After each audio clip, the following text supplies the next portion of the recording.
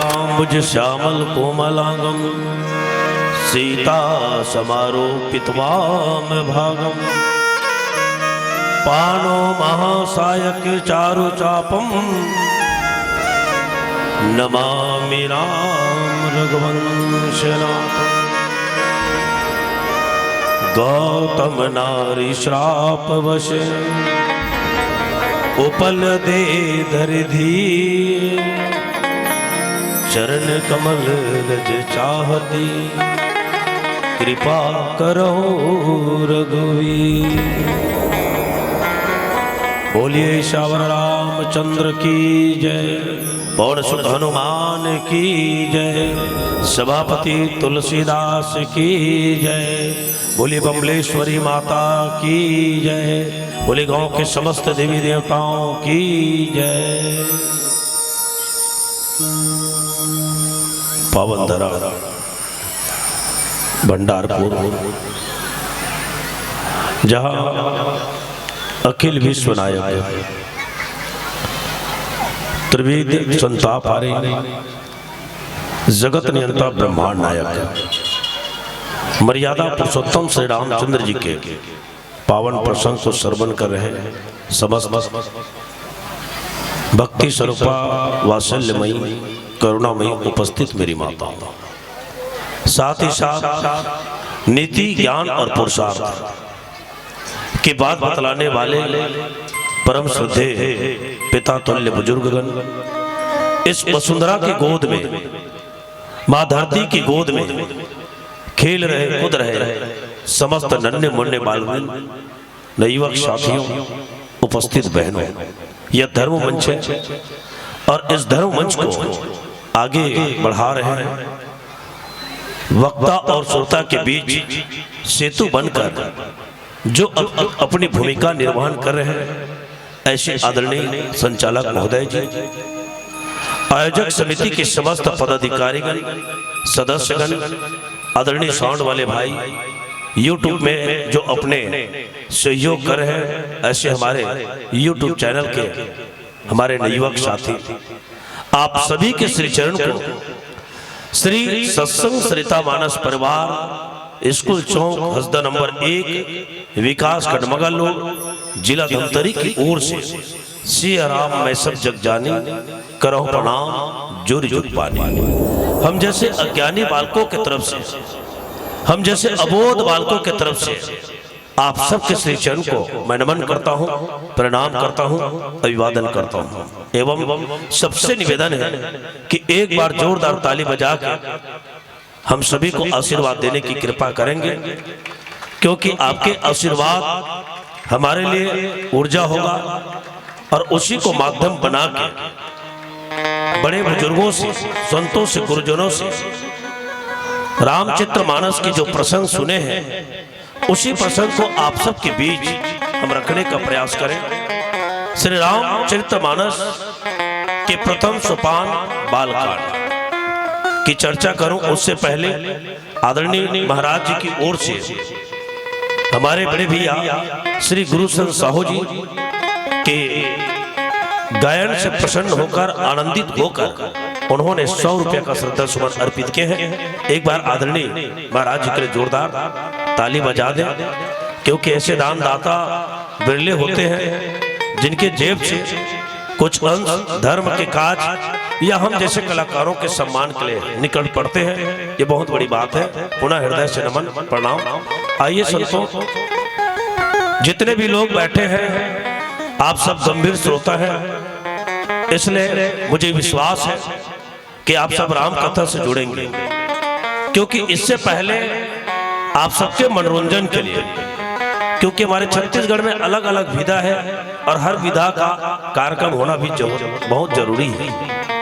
तो आप जो विधा से जुड़े हैं उस विधा से हटकर ये रामचरित्र मानस है, और रामचरित्र मानस एक मर्यादा का ग्रंथ है, इसलिए हम मर्यादा पूर्ण बात आप सबके बीच रखते हुए मानस यात्रा करने का प्रयास कर रहे हैं। एक बार जोरदार जय घोष सब करेंगे। बोलिए श्यावर रामचंद्र की, बोले वैष्णव माता की। हरि अनंत, हरि कथा अनंता, कहीं सुने बहुविधि संता। प्यारे संतों, बाबा तुलसीदास जी श्री रामचरित्र मानस में कहते हैं, हरि अनंत हरि कथा अनंत। जैसे भगवान अनंत है, भक्त ने जिस रूप में उनको देखना चाहा, भगवान उस रूप में प्रकट हुए हैं। इसलिए हरि अनंत हरि कथा अनंता। वैसे ही भगवान की जो कथा है, उनका जो गाथा है, उनका जो चरित्र है, वह भी अनंत है। जिनको संत ऋषि मुनि साधु संत अपने अपने ढंग से श्रोता के बीच कहने का प्रयास करते हैं, सुनाने का प्रयास करते हैं, बस उसी को मैं भी आधार बनाकर मति अनुसार आपके बीच राम कथा को परोसने का प्रयास करूं। कवि हो न मैं चतुर कहा, मति अनुसार राम गुण गावा। आइए मति अनुसार मैं भी भगवान की जो 52 गाथा है उनको रखने का प्रयास करूं। आइए, भगवान श्री राम का अवतार अयोध्या में हो चुके हैं। राजा दशरथ के पुत्र के रूप में, माता कौशल्या के पुत्र के रूप में भगवान फिर उसी अयोध्या में बड़ा हुआ, गुरु के आश्रम में शिक्षा अर्जन किया और उसके पश्चात भगवान राम कुछ पल अयोध्या में माता और पिता के पास थे। तभी सिद्धा आश्रम के एक संत जिनका नाम बाबा तुलसीदास जी ने विश्वामित्र बताया। सिद्धा आश्रम के संत विश्वामित्र जी यज्ञ करते थे, लेकिन उनके यज्ञ को ताड़का सुबाहु राक्षस जैसे लोग जो है क्या करते हैं, तो विध्वंस कर देते हैं। असुर वृत्ति जो है उनको विध्वंस कर देते हैं। इसलिए वो विचार करते हैं कि इनका नाश कैसे किया जाए। चाहते तो विश्वामित्र जी अपने तप के माध्यम से ताड़का सुबाहु मारीच और जितने भी राक्षस हैं उनका वध कर सकते थे, लेकिन विश्वामित्र जी अपने तप को समाप्त नहीं करना चाहते थे। इसलिए वो ध्यान मग्न में आते हैं, और ध्यान मग्न में आते हैं तो उनको दिखता क्या है कि भगवान तो राजा दशरथ के घर में उनके पुत्र के रूप में अवतरित ले चुके हैं, तो क्यों ना मैं राजा दशरथ के पास जाऊं। और आज विश्वामित्र जी जो है किनके पास, तो राजा दशरथ के पास गए। राजा दशरथ से भगवान राम को मांगते हैं, तब राजा दशरथ कहते हैं कि राम देत नहीं बनी गोसाई। ये राम देते नहीं बन रहा है। किसी ने पूछा भैया क्यों नहीं बन रहा है, तो क्योंकि राजा दशरथ ने अपने जो बड़े पुत्र राम हैं उनको पहले से ही जटायु को दे चुके थे। इसलिए राजा दशरथ कहते हैं कि राम देते नहीं बने गोसाई, राम देते नहीं बन रहा है। लेकिन प्यारे संतों, गुरु वशिष्ठ जी आए, राजा को समझाए और राजा समझ गया और भगवान श्री राम और लक्ष्मण को यज्ञ की रक्षा के लिए किनको, तो बोले विश्वामित्र जी को दिया। और जैसे भगवान श्री राम उनके साथ आते हैं, भगवान श्री राम कहते हैं कि गुरुजी आप निर्भय होकर आप यज्ञ कीजिए और मैं राक्षसों का वध करता हूं। भगवान श्री राम पहले तो ताड़का का वध किया, फिर ताड़का का वध सुन के कौन, तो मारीच सुबाहु जैसे राक्षस भी आए, लेकिन भगवान ने सुबाहु को भी वहीं पर मार डाला और उसके बाद मारीच को भविष्य के काम के लिए उनको 100 योजन दूर कर दिया। ये भगवान राम यज्ञ में सहयोग किया। यज्ञ पूर्ण होने के बाद अब राजा जनक ने जो यज्ञ किया था, देखिए रामचरित्र मानस में प्रमुख रूप से वैसे तो 4 यज्ञ हैं, लेकिन संत लोग 6 यज्ञ की चर्चा करते हैं। सबसे पहले यज्ञ किसने किया, तो राजा दशरथ ने किया, जिनको पुत्रेष्टि यज्ञ कहा गया। ये कामना के यज्ञ है। दूसरा यज्ञ किसने किया, विश्वामित्र जी ने किया। विश्वामित्र जी की यज्ञ क्या है, तो बोले निष्काम यज्ञ है। और इसके बाद कौन, तो धनुष यज्ञ। और ये धनुष यज्ञ कौन करते हैं, तो राजा जनक करते हैं। तो विश्वामित्र जी भगवान श्री राम और लक्ष्मण से कहते हैं कि चलो हाँ ना जनकपुर चलते हैं, मिथिला चलते हैं। भगवान राम बोले वहां क्यों गुरुजी, बोले कि बेटा वहां पर यज्ञ हो रहा है। एक यज्ञ की रक्षा तो तुमने किया, एक यज्ञ और है, वहां पर भी तुमको क्या करना है, रक्षा करना है। वहां सार्थक करना है, इसलिए आप मेरे साथ चलो। आज भगवान श्री राम गुरु जी के साथ, किनके साथ? तो बाबा तुलसीदास जी कहते हैं विश्वामित्र जी के साथ हर्षि चले मुनिवर के साथा। भगवान बहुत प्रसन्न मुद्रा से किनके साथ? तो गुरु विश्वामित्र जी के साथ चले। और जैसे विश्वामित्र जी के साथ चलते हैं तो बाबा तुलसीदास जी लिखे क्या? आश्रम एक दिक् माही, खग मृग जीव जंतु तहनाही। पूछा मुनि शिला प्रभु देखी, सकल कथा मुनि कहा विशेष। जिस मार्ग से भगवान श्री राम, लक्ष्मण जी और गुरु विश्वामित्र जी जा रहे थे, उस मार्ग में एक आश्रम था संतों। और वो आश्रम किसका? तो बोले गौतम जी का आश्रम। आश्रम एक दिक् मगमाई। भगवान श्री राम को क्या दिखा? तो एक आश्रम दिखा रास्ते में। देखिए आश्रम किसको कहा गया? आ धन श्र धन मा। देखिए 3 अक्षर अलग अलग। आ से आत्मा, आ से आत्मा, श्र से श्रम और म से मनन। जहां आत्मा के लिए श्रम होता है, जहां आत्मा के लिए मनन होता है, प्यारे संतों, उसी पवित्र स्थान का नाम क्या है? तो बोले आश्रम। आश्रम एक दिक् मगमाही। भगवान श्री राम को एक आश्रम दिखा। देखिए अब ये आश्रम इधर लाने की आवश्यकता भी क्या था गुरु जी को? भाई जो क्षेत्र सुनसान है वो क्षेत्र में लाने की आवश्यकता ही क्या था? लेकिन भगवान श्री राम के माध्यम से अहिल्या का उद्धार करवाना चाहते हैं। कौन? भगवान श्री राम।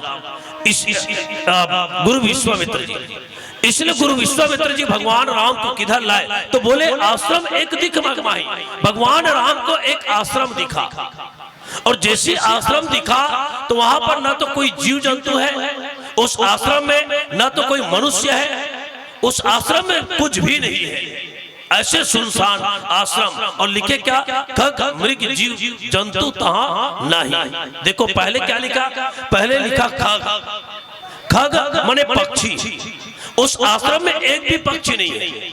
नहीं तो आश्रम का विशेषता भैया, जहां आश्रम होता है ना वहां पर पक्षी होते हैं, चाहे वो तोता हो, चाहे मिट्टू हो, चाहे मयूर हो, कोई ना कोई पक्षी वहां मंडराते हैं, है ना। उनके जो कलरव है सुनाई पड़ते हैं, लेकिन वहां पर कोई भी पक्षी नहीं। एक चलो अब पक्षी नहीं है, अच्छी बात। बाबा तुलसीदास जी और लिखे मृग। मृग माने हिरण। वहां पर हिरण भी नहीं है। अब हिरण नहीं है तो फिर क्या लिखा? जीव जंतु तहनाही। देखो जीव जंतु, जंतु माने कीड़ा मकोड़ा। देखो इतना स्थापित आश्रम, है ना। पक्षी की बात छोड़ो, है ना, पशु की बात छोड़ो, यहाँ तक के जमीन में रेंगने वाले कीड़े मकोड़े भी उस आश्रम में नहीं है। खग मृग जीव जंतु तहां नहीं, पर कुछ भी नहीं है। ऐसे आश्रम को जब राम जी देखते हैं ना, भगवान राम के मन में प्रश्न उठा। क्या प्रश्न उठा होगा? आइए उस प्रश्न का उत्तर एक भजन के बाद आप और हम सब जानने का प्रयास करेंगे कि भगवान श्री राम का प्रश्न क्या है और गुरु जी का उत्तर क्या है। बोल श्याम रामचंद्र की।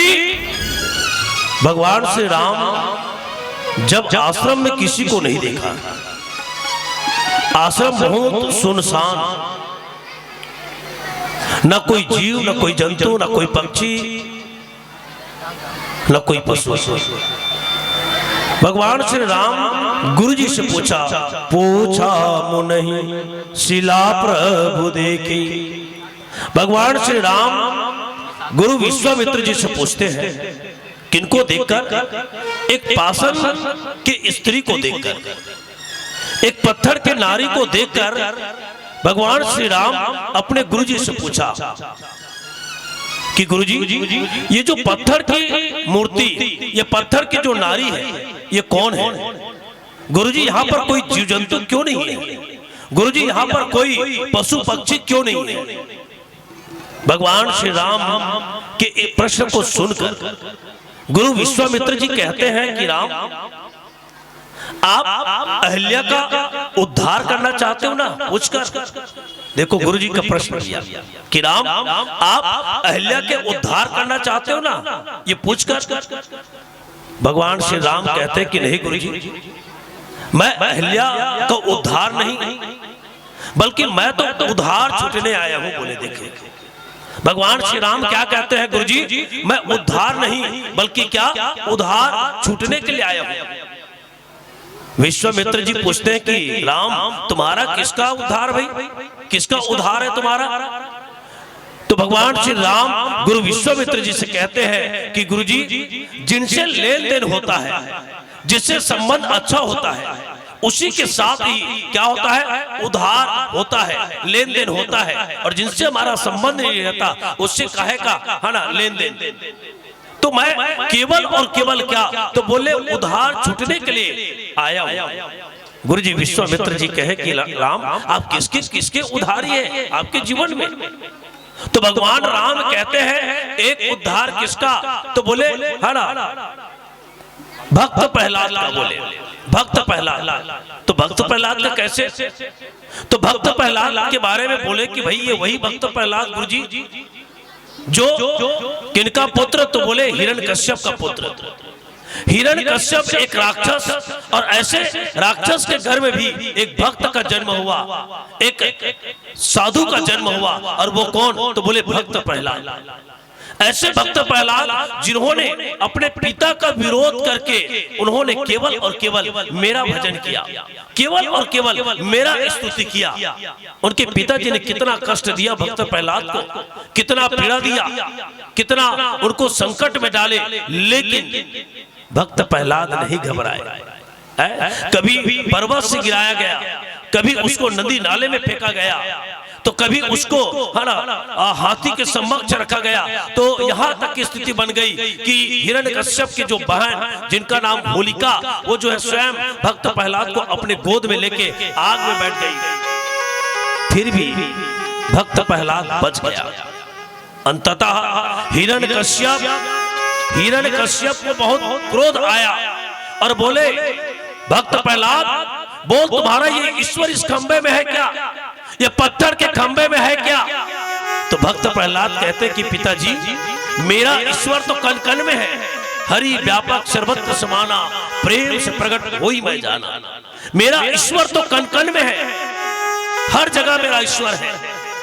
हिरण्यकश्यप इस बात को सुन के माताओं जोर से उसी खंबे पर प्रहार किया, और जैसे उस खंबे पर प्रहार किया वहां से कौन, तो बोले नरसिंहनाथ भगवान प्रकट हो गया। बोल नरसिंहनाथ भगवान की।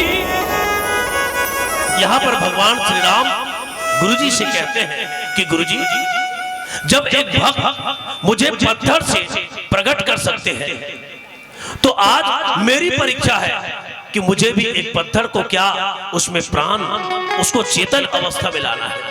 ये उद्धार मुझे छूटना है। एक दूसरा उद्धार किसका, बोले माताओं आपने सुना होगा महाभारत की कथा।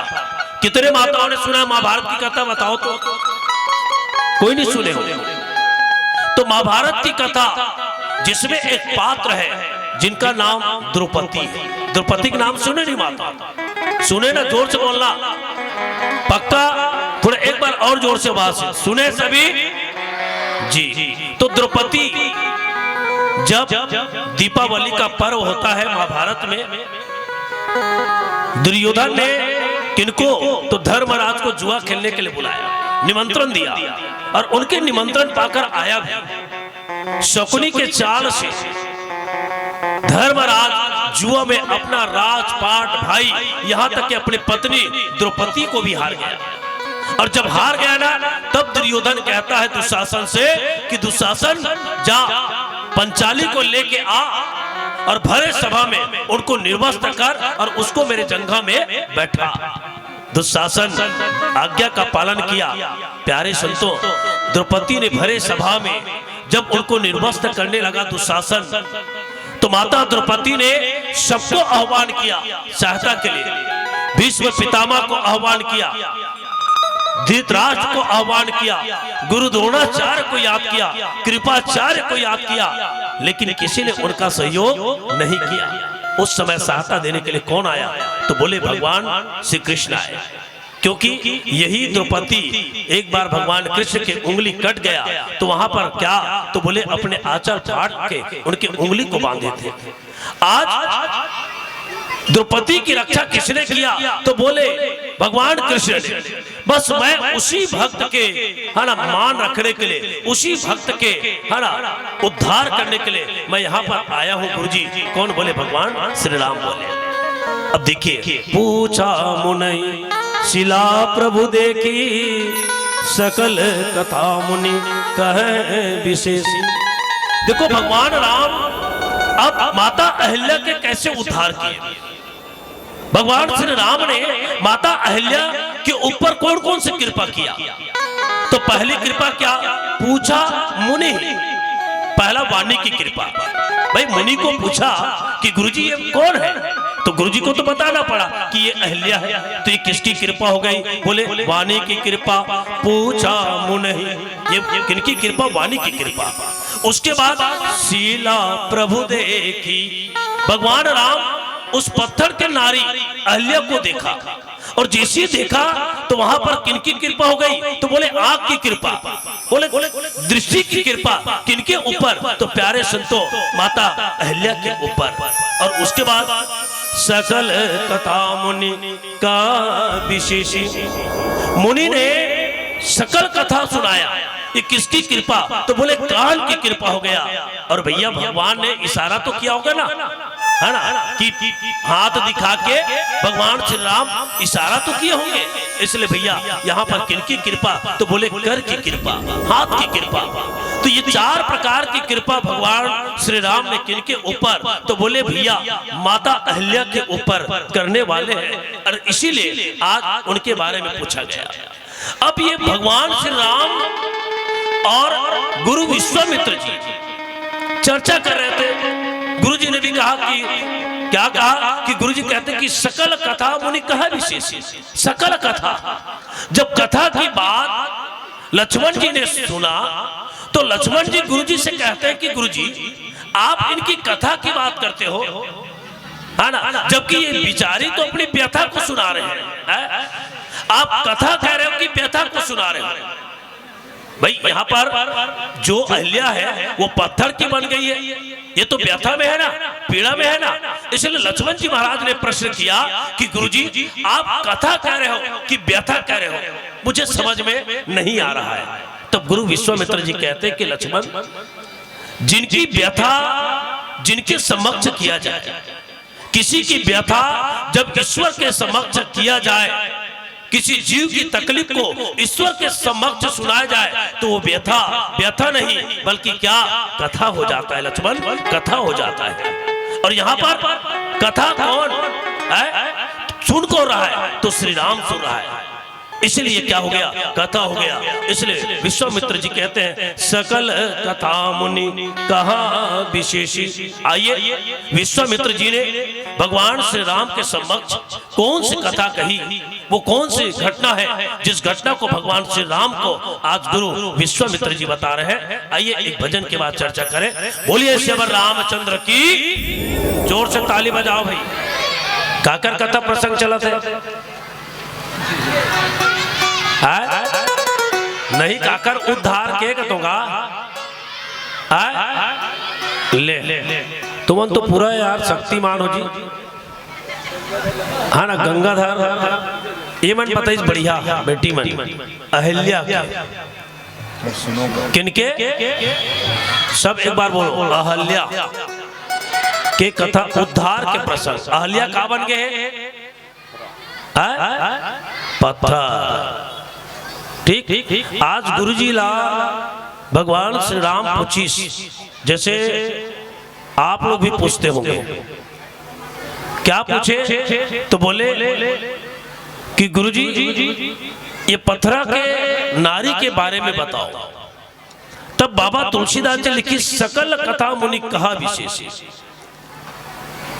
विश्वामित्र जी भगवान श्री राम को बोले कि राम ये अहिल्या कौन है? तो बोले ये अहिल्या जो है ब्रह्मा की मानस पुत्री है, और ये ब्रह्मा की मानस पुत्री है। और यही अहिल्या जो है हर धीरे धीरे अपने पिता के संरक्षण में बड़ी हुई। अब ब्रह्मा जी विचार किया, क्योंकि अज ब्रह्मा कौन है तो बोले अज बुद्धि, माने बुद्धि के भगवान कौन है तो ब्रह्मा जी है। अब उन्होंने विचार किया कि इस अहल्या को किनके पास सुरक्षित रखा जाए। तो उस समय दो देवता थे, एक स्वर्ग के देवता जिनको इंद्र कहा गया, ये इंद्र भोग के प्रतीक है, और दूसरा धरती में तपस्वी था, है ना, और उनका नाम क्या था तो बोले गौतम। ये दो, और गौतम एक तपस्वी है जिन्होंने अपने जीवन में योग को स्वीकार किया है। अब उन्होंने विचार किया कि इस अहल्या को मैं स्वर्ग के राजा इंद्र को सौंपूं कि पृथ्वी में जो तप कर रहा है, धरती में जो तप कर रहा है, ऐसे तपस्वी योगी को सौंपूं। एक तरफ भोगी है और दूसरा तरफ योगी है, किनको सौंपा जाए। तो प्यारे संतों, ब्रह्मा जी ने विचार किया कि इनको योगी को सौंपा जाए। उन्होंने योगी को सौंप दिया। अब योगी के पास अहल्या सुरक्षित थी। माता अहल्या जो है बहुत ही सुंदर, बहुत ही सुंदर थी। आज तो हम लोग सुंदर बनने के लिए शरीर में कई प्रकार के जो प्रसाधन हैं उनको लगाते हैं, तब कहीं जाके हम सुंदर बनते हैं। लेकिन अहल्या जो है अलौकिक मन सुंदर थी, बहुत ही सुंदर थी। फिर भी योगी गौतम की नजर नहीं बिगड़ी। ब्रह्मा जी एक बार उस आश्रम में गया, और आश्रम में जब गया तो अहल्या सुरक्षित थी। आज तो समाज में हमारी बेटी बहन सुरक्षित नहीं है, आज समाज में हमारी बेटी बहन सुरक्षित नहीं है। लेकिन ये प्रसंग शिक्षा देती है कि किस प्रकार से एक योगी के आश्रम में कौन माने अहल्या सुरक्षित थी। ब्रह्मा जी प्रसन्न होके अहल्या का विवाह किससे कर दिया तो प्यारे संतों योगी गौतम जी से कर दिया। अब इधर इंद्र उनको अपेक्षा था कि सबसे सुंदर मैं हूं और वो भी स्वर्ग का राजा, निश्चित रूप से ब्रह्मा जो है अपनी ये मानस पुत्री को मुझे ही सौंपेंगे। लेकिन ऐसा नहीं हुआ, इसलिए इंद्र के मन में हमेशा कुंठित, इंद्र के मन में हमेशा दुराभाव था। कहते कि एक दिन इंद्र ने एक चाल चली, और ये चाल के लिए किसके पास गया तो बोले चंद्रमा के पास गया, और चंद्रमा से बोले भैया अरे ब्रह्मा जी ने अहल्या को मुझे नहीं सौंपा, लेकिन मेरा मन जो है उनको पाने का है, इसलिए आप मेरा सहयोग करें। देखिए उसके सहयोग के लिए भी चंद्रमा तैयार हो गया। बोले चंद्रमा बोले मुझे क्या करना है तो आपको कुछ नहीं, मुर्गा बनना है, और मुर्गा बन के आपको बाग देना है, बस कुकरू कु बोलना बस है, बस वही काम करना। और आप मैं बोले कि मैं गौतम का रूप बनाऊंगा। प्यारे संतो योजना बन गया, चंद्रमा मुर्गा बना, और मुर्गा बनकर जैसी बांग दिया है ना, गौतम जी को लगा कि ब्रह्म मुहूर्त हो गया। वो स्नान करने के लिए नदी चला गया, और इधर गौतम का रूप बनाकर कौन इंद्र जो है गौतम के आश्रम में पहुंच गया। प्यारे संतों उधर गौतम जी जब ध्यान लगाया कि ब्रह्म मुहूर्त नहीं लग रहा है, और उन्होंने अपने तप के बल से जब ध्यान लगाया तो अभी तो सुबह नहीं हुआ है, और उन्होंने अपने आश्रम की ओर ध्यान लगाया तो दिखता क्या है कि वहां तो कोई आदमी है, कोई आया हुआ है, और उनकी पत्नी के साथ कोई गलत संबंध बनाया है। प्यारे संतों तुरंत गौतम जी वापस वहीं से वापस आए, और वापस आए तो वहां पर निकल रहा था कौन, गौतम निकल रहा था, गौतम रूप में इंद्र निकल रहा था। उन्होंने इंद्र को है ना जान लिया कि हे देवराज इंद्र, तुमने मेरा रूप बनाकर मेरी पत्नी के साथ अच्छा नहीं किया। वहीं पर उनको श्राप दिया कि जा, तुम्हारे जीवन में केवल भोग ही भोग है, तुम्हारे जीवन में केवल भोग ही भोग है, इसलिए तुम्हारा ये शरीर में 1000 छिद्र हो जाए। और वास्तविक में संतो इंद्र के शरीर में 1000 छिद्र हो गया। इंद्र डर गया, भयभीत हो गया, है ना, अपने गलती का एहसास हुआ। वो बोले कि मुझे माफ कर दो महाराज, मुझे माफ कर दो, है ना, मुझे क्षमा कर दो, है ना। बहुत गिड़गिड़ाया, बहुत गिड़गिड़ाया। संत हृदय नवनी समाना। संत का हृदय तो बहुत नरम होता है। उन्होंने उनको जा इंद्र मैंने तो श्राप दे दिया है, वो वापस नहीं होगा, लेकिन मैं तुम्हें बताता हूं कि जिस समय भगवान श्री राम का विवाह होगा उस समय भगवान के विवाह का दृश्य देखोगे तो ये 1000 छिद्र क्या बन जाएगा, तुम्हारे लिए 1000 नेत्र बन जाएंगे, 1000 आंख बन जाएंगे और उसी दिन तुम्हारे शरीर में 1000 छिद्र समाप्त हो जाएगा। उनको बोले अब इधर कौन, अब इधर उनकी पत्नी अहल्या, उनको श्राप दिया कि अहल्या इतने दिन मेरे साथ रहते हुए तुमने मुझको नहीं समझ पाया, मेरे व्यक्तित्व को समझ नहीं पाया, मेरे विचार को समझ नहीं पाया, मेरे तप को नहीं समझ पाया, तुम्हारा बुद्धि क्या है? तो बोले पत्थर की है, इसलिए जा मैं तुमको श्राप देता हूं, तुम भी क्या हो जाओ, पत्थर हो जाओ।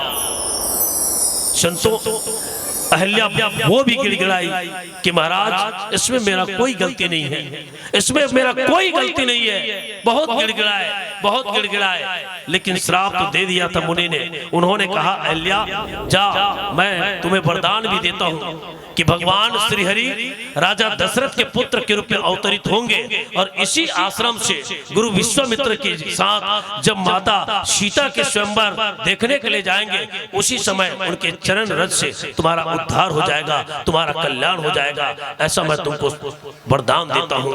ये बात आज भगवान श्री राम को कौन, तो गुरु विश्वामित्र जी ने किनको, श्री राम को सुनाया।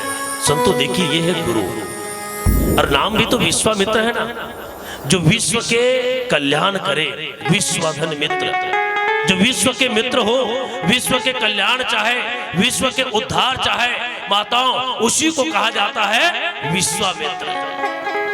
आज वही विश्वामित्र कहते हैं कि राम ये कौन है, तो बोले गौतम नारी श्राप वश उपल दे धर दी, चरण कमल रज चाहती कृपा करहो रघुवीर।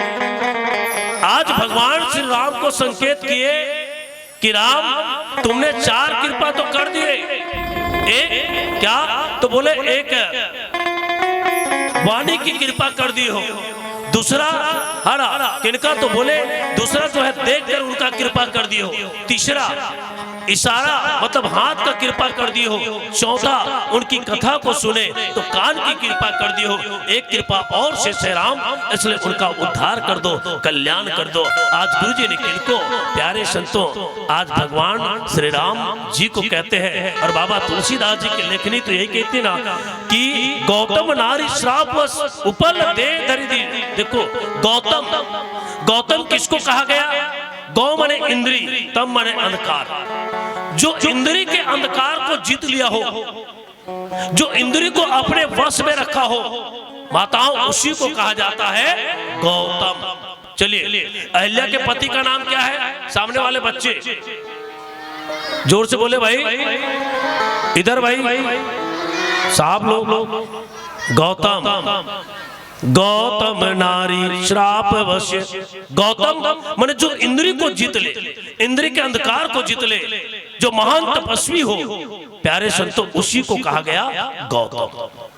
गुरु विश्वामित्र जी कहते हैं कि राम जिस पत्थर के विषय में तुम जानना चाहते हो, जिस पत्थर को देखकर तुम्हारे मन में सवाल उठ रहा है वो कौन है, तो बोले गौतम की नारी है। किसकी नारी, गौतम की नारी अहल्या है। देखो अहल्या, और ये अहल्या माने क्या, तो बोले बुद्धि के प्रतीक है, याद रखना अहल्या माने बुद्धि के प्रतीक। रामचरित्र मानस में 2 पात्र है, एक कैकेयी है और दूसरा ये अहल्या है। कहीं ना कहीं जैसे इनकी तुलना किससे किया गया है, भूमि से किया गया है। जैसे भूमि में पानी की संगति पाकर, पानी की संगति पाकर भूमि में कई प्रकार के जो बीज है वो अंकुरित हो जाता है, कई प्रकार के बीज अंकुरित हो जाता है। ठीक उसी प्रकार से गलत संगति पाकर कैकेयी के जीवन में और अहल्या के जीवन में गलत संगति पाकर इसके भी जीवन में जो वासना या जो लोभ भाव है छिपी हुई है वही क्या हो गया, अंकुरित हो गया। ये बुद्धि का प्रतीक कौन है, तो बोले अहल्या है। और मनुष्य का सबसे बड़े सुंदर क्या है, तो बोले बुद्धि है। उसी को बताए कि गौतम नारी। देखो रामचरित्र मानस में बाबा तुलसीदास जी नारी शब्द लिखा है माता, जोर से बोलेंगे क्या शब्द लिखा है? जगह जगह नारी लिखे हैं, है ना। आज नारी जैसे नारी है, नारी वाला औ का कह सकते अपन भाखा में गोठिया के देखो कि नारी वाला औ का कहते वो महिला कहते इतनी दाई वो कहा थी मन दाई घर में हुई बेटा देखो पहली ये नारी वाला औ का कहा है, औरत का है, का कहा है औरत को लगते भाव समझना। औ धन रत माने जे एती होती के गोट में, एती होती के बात में जो लगे रहते उहिल कह जाते औरत। भाई अब राम कथा सुने ला हो और तुमन एती होती गोट गोठिया हो, है ना, तो बनी का तो औरत को लगी जे एती होती के गोट एती होती के ध्यान रखे रहते उहिल के जाते औरत। एक समय फिर निकली ओला कई जन्मन बीबी भी कहते कि नहीं कहा है? जोर से बोलना, बीबी भी कहते कि नहीं है? बीबी को कहते जे अबर बक बक बक बक करते हैं नान नान बात में, ते एक ठन गोठियावे तो 20 ठन गोठिया देते है ना। ऐसा बक बक बक बात करे ना ओला कह जाते, जोर से बोलो, ओला क्या कहते? बीबी। अब पढ़े लिखे के दौर आ गए, जैसे हमारे ऑक्टोपेड वाला भाई बैठे हैं, ये तो हमेशा अंग्रेजी के बातें करते है ना। अंग्रेजी में कहा जिसे मिसेज क्या कहते, हमारे यहाँ मिसेज ऐसे हो गए, हमारे यहाँ मिसेज ऐसे हो गए। अब मिसेज को लगते, मिसेज को लगते जे अपन ससुराल के नान नान बात ला मोबाइल के द्वारा अपन मैके में मैसेज करते, वही मैसेज। अब तो मन को झन करतो तो मन जानो भैया, तो मन को झन नहीं करो तो वैसे लगता कि करतो वो जे हाँ ससुराल के नान नान बात ला, सास ऐसे कह दी, ससुर ऐसे कह दी, तोर दमाम ऐसे कह दी, नान नान बात ला मोबाइल में सीधा सीधा कहाँ अपन मैके के मोबाइल में भेज देते, वही कोने मैसेज। लेकिन बाबा तुलसीदास जी क्या लिखे प्यारे संतों, गौतम नारी, नारी शब्द लिखा। नारी किसे कहा जाता है? ना धन आरी, ना मने नहीं, आरी मने शत्रु। जिनका कोई शत्रु नहीं है, जिनका कोई शत्रु नहीं है माताओं, उसी को कहा जाता है नारी। ना धन आरी, ना मने नहीं, आरी मने शत्रु, जिनका कोई शत्रु नहीं उसी को कहा जाता है नारी। तो गौतम नारी श्राप वश, देखो शब्द लिखा श्राप वश। चाहते तो बाबा तुलसीदास जी यहाँ पर पाप वश लिख सकते थे, है ना। गौतम नारी पाप वश, भाई है ना। अहल्या जो है पर पुरुष के साथ अपना जो है ना सील है उनको क्या कर चुके हैं, खो चुके हैं, पापनी बन चुके हैं, पतित हो चुके हैं। तो यहाँ पर बाबा तुलसीदास जी लिख सकते थे कि गौतम नारी पाप वश।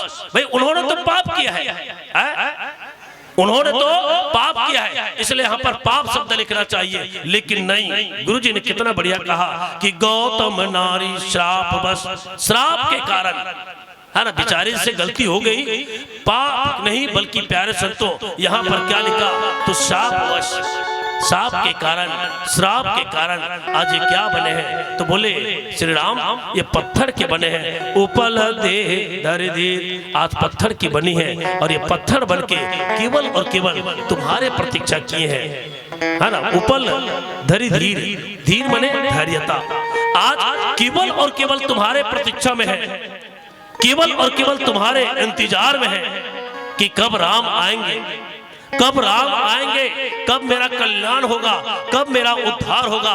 बस उसी राम के माध्यम से मेरे जीवन का कल्याण होगा, ये केवल और केवल तुम्हारे इंतजार में है श्री राम। इसलिए तुम इनका कल्याण कर दो, इनका उद्धार कर दो। आज गुरुजी ने किनको, तो प्यारे संतों श्री राम जी को हर आदेश दिया है, और भगवान श्री राम गुरुजी के आदेश मांगकर क्या विचार करता है, उसके मन में और क्या प्रश्न उठता है। आइए पुनः एक भजन से जुड़े। बोल श्याम रामचंद्र की, दाई मन पार कि हे राम, इस पत्थर की बनी अहल्या को तुम इसमें प्राण ला दो, इसमें तुम जान ला दो। भगवान श्री राम गुरु जी से पूछे, मैं कैसे इन पत्थर को इसमें प्राण डालूं, कैसे इनका कल्याण करूं, कैसे इनका उद्धार करूं भगवान।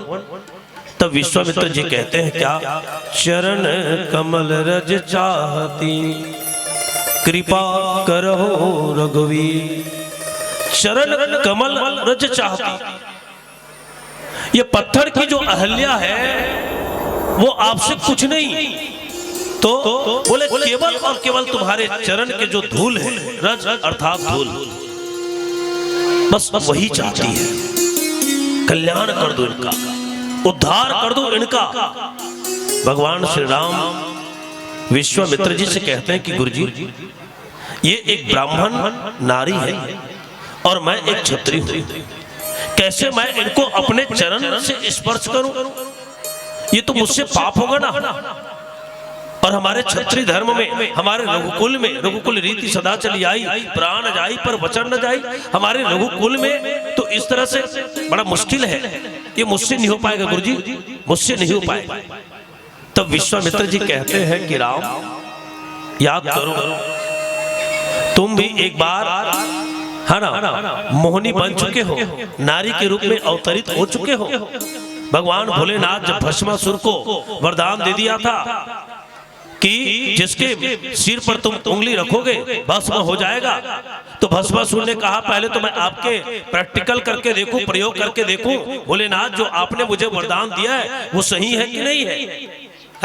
तब भगवान दौड़े थे भस्मासुर से बचने के लिए। तब वहां पर तुम कौन से रूप में, मोहिनी रूप में, और तुम्हारी मोहिनी रूप देखकर कौन, तो बोले भस्मासुर मोहित हो गया और भस्म हो गया। एक दूसरा, जब राक्षसों के हाथ में अमृत का कलश आ गया उस समय भी तुमने मोहिनी रूप धारण किए थे। आप भी नारी बन चुके हो, इसलिए आपको पाप नहीं लगेगा। दूसरा क्या, दूसरा बोले कि एक बार तुम भी ब्राह्मण बन चुके हो, राजा बलि के जो यज्ञशाला है वहां जाकर उनके यज्ञ में आपने ब्राह्मण अर्थात वामन के रूप में गए थे। इस प्रकार का तर्क किसने, गुरु विश्वामित्र जी ने दिया। और जैसे विश्वामित्र जी ने दिया, शरण कमर चाहती कृपा करहु रघुवीर। देखो प्यारे संतों, आज पत्थर की जो बनी नारी, पत्थर की जो बनी अहल्या है, उनका उद्धार भगवान श्री राम कैसे करते हैं। देखो माता, मैं सबका ध्यान चाहूंगा जितने भी लोग सुने। पहला उद्धार कैसे कि ये अहल्या जो है पत्थर की है। अब पत्थर के होने के कारण ये तो किसी साधु संत के पास नहीं जा सकती जिससे इनका कल्याण हो, जिससे इनका उद्धार हो। तो भगवान श्री राम स्वयं गुरु विश्वामित्र जी को किनके पास, पत्थर की नारी अहल्या के पास लाया। और नवदा भक्ति में बढ़िया बात आई है प्यारे संतों। भगवान श्री राम माता सबरी को जब 9 प्रकार की भक्ति बताते ना, तो पहली भक्ति क्या, प्रथम भक्ति संतन कर संगा। प्रथम भक्ति क्या, तो बोले संतों की सत्संग। देखिए संतों के सत्संग से भी हमारे बुद्धि का सुधार होता है। हमारे बुद्धि यदि भ्रमित है, क्योंकि भ्रम किसमें होता है, बुद्धि में होता है। यदि हमारा बुद्धि भ्रमित है, हमारा बुद्धि भटके हुए है, तो आप संतों के पास जाइए और संतों के सानिध्य में जाएंगे, संतों के पास रहेंगे, तुम्हारा बुद्धि ठीक हो जाएगा। भगवान श्री राम विचार किया कि बिचारी तो पत्थर की बन चुकी है, ये संत के पास नहीं जा सकते, तो मैं खुद अपने गुरु जी को उनके पास ले जाऊं। प्रथम भक्ति संतन कर संगा। भगवान श्री राम गौतम नारी अहल्या को एक संत के सानिध्य कर दिया, एक संत का दर्शन वो पा लिया।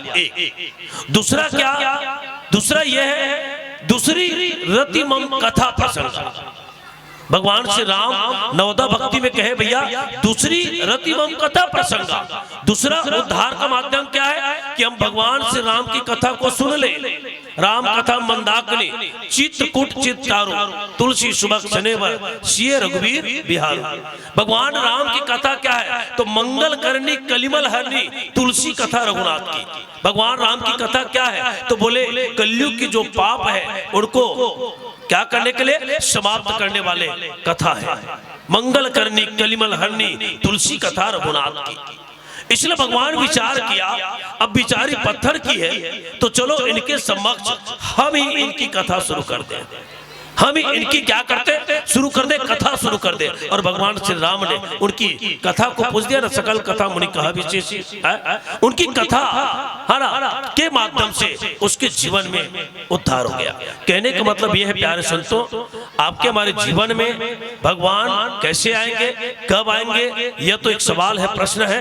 लेकिन यदि अपने जीवन का कल्याण चाहते हो, आप अपने जीवन का उद्धार चाहते हो, तो दो चीज अपने जीवन में कर लीजिए। एक संतों की सत्संग कर लीजिए और दूसरा श्री राम के कथा को सुन लीजिए। ये दो हम अपने जीवन में करें तो हमारे भी ये पत्थर बनी जो बुद्धि है ना, ये जो जड़ बुद्धि है उसमें भी क्या आ जाएगा, चेतन आ जाएगा। जड़ से चेतन करना है तो आप राम कथा से जुड़िए, जड़ से चेतन करना है बुद्धि को तो आप संतों की सत्संग कीजिए। ये केवल दो रास्ता है और ये दो रास्ता यदि हम अपने जीवन में अपना लिए तो मान के चलिए हमारा भी जीवन धन्य हो जाएगा।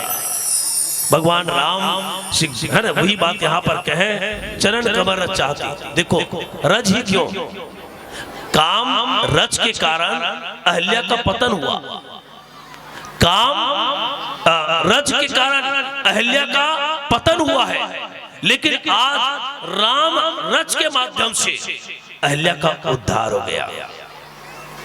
काम रज के कारण अहल्या का पतन हो गया और राम रज से प्यारे संतों माता अहल्या का उद्धार हो गया। तो ये माता अहल्या का उद्धार का प्रसंग है। भगवान राम ने गुरु की आज्ञा को स्वीकार किया और चरण कमर रज चाहते, कृपा करहु रघुवीर, कृपा करो, देखिए कृपा कर दो इनके ऊपर। और विश्वामित्र जी ने एक और नाम दिया रघुवीर। देखिए वशिष्ठ जी ने भगवान राम को क्या नाम दिया, राम नाम दिया, और विश्वामित्र जी ने आज भगवान को एक और नाम दिया, क्या, रघुवीर। रघु माने जीव और वीर माने जीतने वाला, रघु माने जीवों को जीतने वाला, जीवों का कल्याण करने वाला, किनको, भगवान श्री राम को कहा गया। और इस प्रकार से भैया भगवान श्री राम किनको, तो बोले अहल्या को अपने चरण के स्पर्श से, धूल से आज अहल्या माता का कल्याण कर दिया, उद्धार कर दिया। बोलिए अहल्या माता की, बोलिए अहल्या माता की, है ना। जिन जिनको कहानी समझ में आए हो, है ना, कथा है और कथा से ही जीवन की व्यथा समाप्त होता है प्यारे संतों। आइए, है ना, माता अहल्या के उद्धार तो भगवान श्री राम ने किया, हम लोगों का उद्धार कभी दो मैंने मार्ग बताया, एक प्रथम भक्ति संतन कर संगा, दूसरी रतिमम कथा प्रसंगा। ये दो चीज हमारे जीवन में आ जाए तो हमारे भी जीवन का कल्याण हो जाएगा, हमारे भी जीवन का उद्धार हो जाएगा। आइए, पीली बत्ती जल चुकी है, मोर कहानी पूर गे दार बात तू हटा नहीं चलेगा, मोर कहानी पूर गे तोरे घर जाबो भाची, चूर गे कहा था, दार बातों कहा रे लाकड़ी बाजी नहीं ते पटवा भाजी राम तोर बर, तोर चुंदी छल दिखत पटवा कस, हाँ ना, ऐसे से जमारा कट बोला सोझिया और ओहिल राम ते बोल श्याम रामचंद्र की जय।